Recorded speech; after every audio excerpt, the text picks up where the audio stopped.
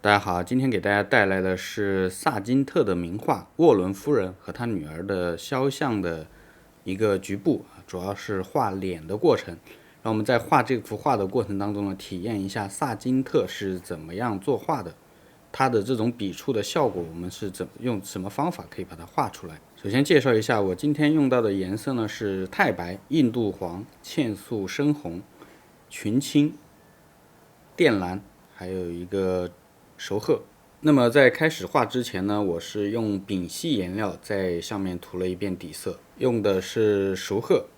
然后我们的画布上的轮廓呢，我是用一个色粉铅笔画了一个简单的人物的造型。好了，让我们开始吧。首先我这边用到的是一个软毛的画笔，用的一个鲁布洛夫的仿猫幼毛的这支画笔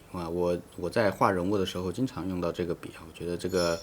画笔的性价比也挺高的，挺好用。然后用的媒介呢是亚麻油加稀释剂，基本上是属于1:1的比例啊。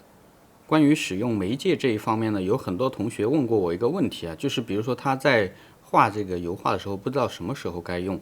像我们画这种直接画法的，它其实是用的比较少的。尤其像萨金特的这种画，它的笔触不是很厚，看起来就是颜料没有堆积的很厚的感觉，所以呢，我们可以适当的加一点油。如果是画那种颜料堆积感更强的，那你就不要加油首先呢，还是先铺一下色块通过这种色块来塑造人物脸部的体积。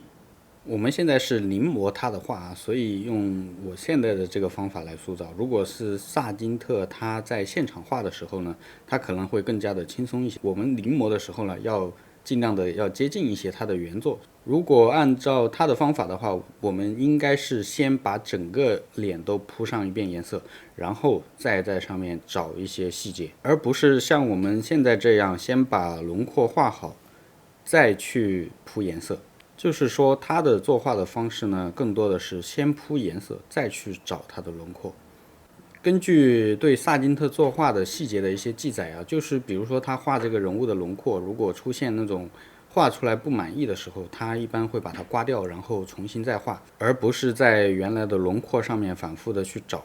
这样的作用呢，就是特别强调那种一变成型的效果，整体画面的松弛感会更强，画出来的感觉是非常轻松的。像我们现在画这一幅的操作方法也是类似我们先铺一遍颜色，然后在这一遍的基础之上再继续增加一遍细节。但是整个这一块呢，它基本上是在一次性完成，之后就不需要再做更多的修正了。这就是我们画直接画法的一个方式。这种方法呢，对于大家的素描造型功底还有色彩的功底都是有一定的挑战的。但是我是建议所有学油画的同学，想要对于自己的人物肖像画能够更进一步的同学，都是需要在这方面下一些功夫做练习，因为它能让你对于整个人物的结构和色彩关系进一步的提升。好，现在我们的这一个步骤呢，就是先把颜色铺上去把色块铺到位。大致每一个色块是什么颜色的，我们能把它搞清楚。看我们现在脸部的色块铺的差不多了，我们接下来就用一个软毛笔把这些色块之间的过渡了轻轻的扫一下。有一些同学在这一步的时候总是控制不住，把整个一大片都扫了。不需要铺的那么均匀，我们只需要把这个色块相邻的过渡之间的那些地方给它铺上去，而且是可以留出一些空隙的。就像很多同学之前就问过我，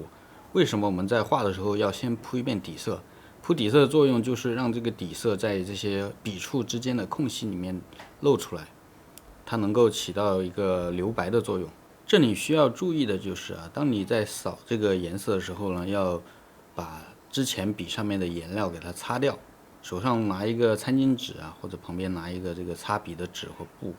做的目的就是为了防止你笔上面已经有的颜色会污染下面的其他的颜色。好了，我们就是大致融合了一下色块这个样子就差不多了。接下来要做的呢，就是要增加一些细节和笔触了。比如说像这个脸的腮红它有些地方更红一点或者说有一些地方的颜色更浅一点、更灰一点，在这个时候我们要好好的对照一下，然后把这些不同的色块加进去，让整个肤色更加的丰富。这时候呢，也可以换一些稍微小一点的笔啊，但是请注意啊，我们不需要用那种特别细的细节笔，因为像他画这种画不是那么强调细节的。我们甚至推荐你用大一点的笔去画细节，这样子它出来的效果呢就不是特别的细，避免使用过小的笔。萨金特的风格呢是属于学院派晚期的风格，结合了印象派的一些作画的特点啊，就是它的笔触是非常松散的，但同时呢它也是有比较严谨的造型功底，画出来的这些画呢就显得特别的生动。所以我们在画它这种画的时候，不需要刻画太多的细节，很多细节笔触都是一笔带过。